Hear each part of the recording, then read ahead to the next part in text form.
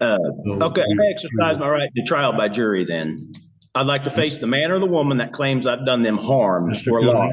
Mr. Cooley, if you wish to have a trial by I'm jury, Gordy. I'm not Mr. Cooley. I'm Gordy. I'm a man. I'm not a person. all right. Uh, Mr. Cooley, can I ask you a Mr. question, Cooley, sir? you need to be quiet for a moment. I'm going to explain what the situation is. Welcome back to your favorite YouTube channel where no one is above the law.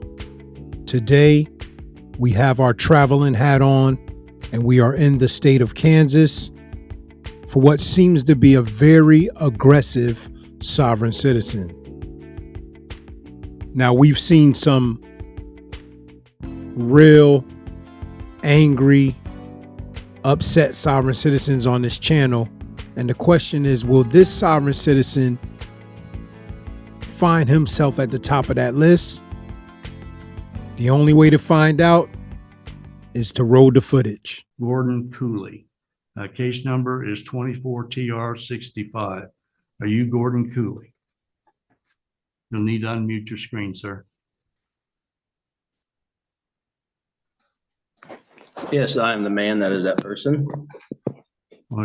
So you're Gordon Cooley? Yep. Very well. State appears by Jill Gillette, County Attorney. Mr.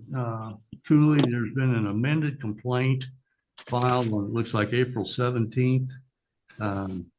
You're charged with driving while suspended as a second offense for on or about March the 25th of 2024 in Elk County, Kansas. If indeed you have a prior conviction where this would be a second offense, that's a Class A misdemeanor. A Class A misdemeanor is punishable up to 1 year in the county jail and a fine not to exceed $2,500. Additionally, with a second offense for driving while suspended, there's a mandatory 5-day minimum sentence. However, a person can be placed on probation from that, but there is mandatory sentence that would have to be imposed. Do you understand what you're charged with? No, I don't quite understand those no, I don't. Well, it's no surprise here. We've heard that line before so many times from so many sovereign citizens that they don't understand. And it's going to be interesting to see what Mr. Cooley doesn't understand. What's your question in regards to what you're charged with? Well, I think this is a matter of a mistaken identity. My persons was never involved in anything. I'm carrying my property from point A to point B. There's no vested interest of the state to even stop me. I'm exercising my God-given constitutionally protected rights. And I stated that to the man acting as the police officer. I didn't present him with a license. You are charged, sir. Hold on. You're charged with driving while suspended, a second offense. That would indicate to me that you've had a first offense. No. Have you been in court before on this type of charge? Nope, not on driving while suspended. No, I have not. All right. Well, that is what you're charged with. You don't have to agree with it. You can certainly, that is an issue at trial if you feel you have a defense. As with the others that I've explained, you have certain rights. You are charged with a misdemeanor, so you are entitled to be represented by a counsel. And if you wish to apply for court-appointed counsel, if you meet the financial guidelines, I would appoint one to represent you. You also have the right to represent yourself. You also have the right to have counsel of your own choosing at your own expense. So at this time, if you wish to have a trial, if you wish to speak with an attorney counsel, would he qualify under any programs you have since you charge this as a second offense? No. All right. So apparently diversion wouldn't be an option for you.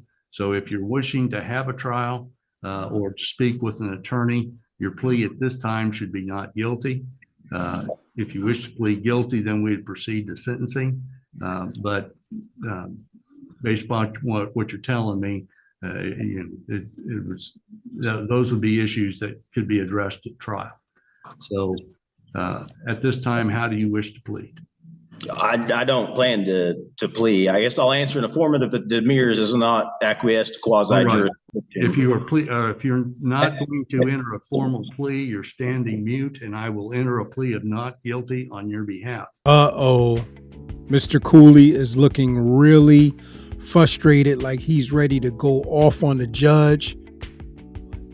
He better be careful, because we've seen this go many different ways for sovereign citizens, and I don't think any of those ways have been good.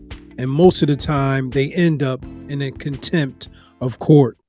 Okay, I exercise my right to trial by jury then. I'd like to face the man or the woman that claims I've done them harm or loss.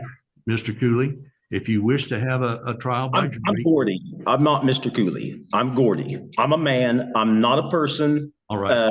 Mr. Cooley. Can I ask you a question, sir?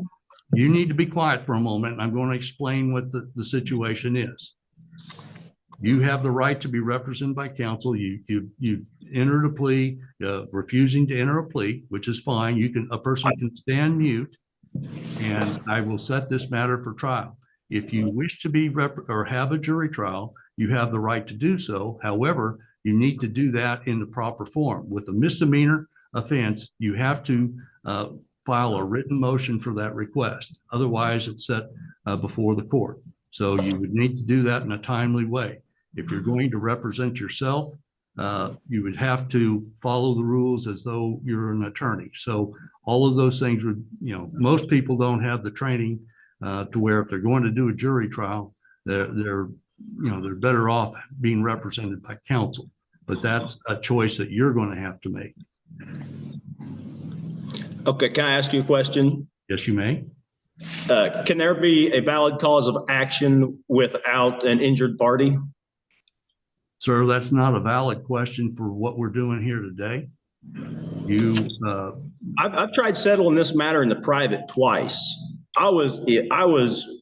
If you have any papers in front of you with my signature on them, it's because that is what was required for me to get away from my captors.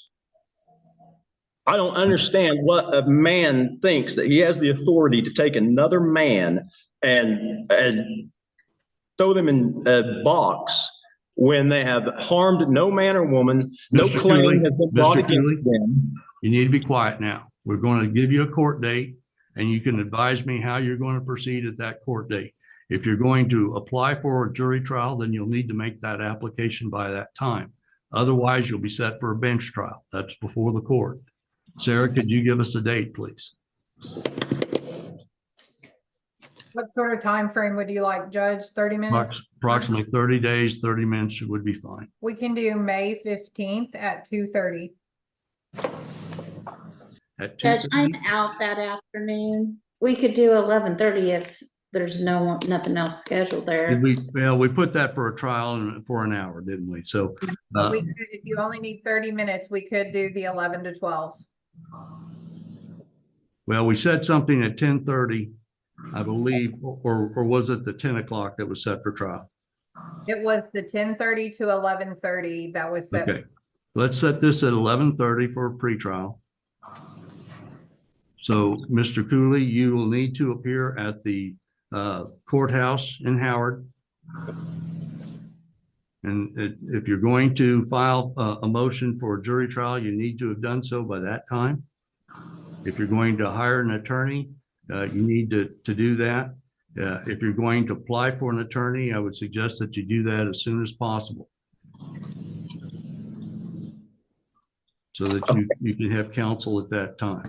Am I going to be able to face the man or the woman that has a claim before me, or are you going to discharge the matter? If there's not a man or a woman here, then this matter needs to be discharged. Sir, I've heard these arguments before, and those are not legal arguments.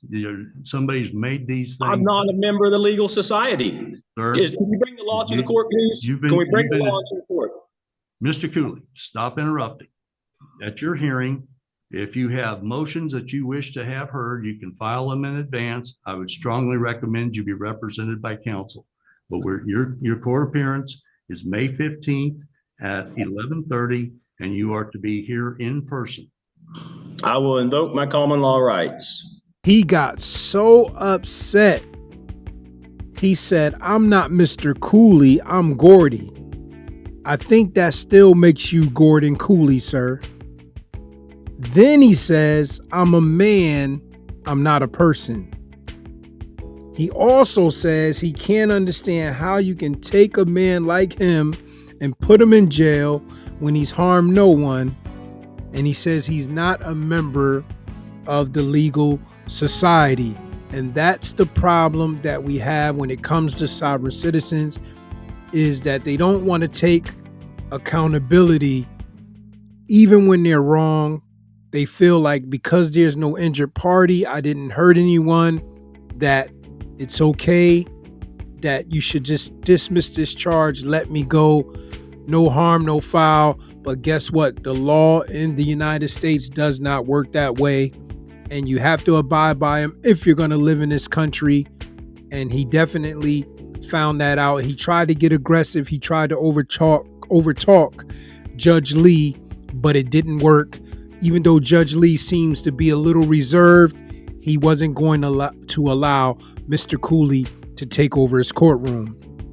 But just like many of us know that watch this channel, and Mr. Cooley, if he did not know before today, has found out, and that is that no one is above the law. See you guys soon. God bless.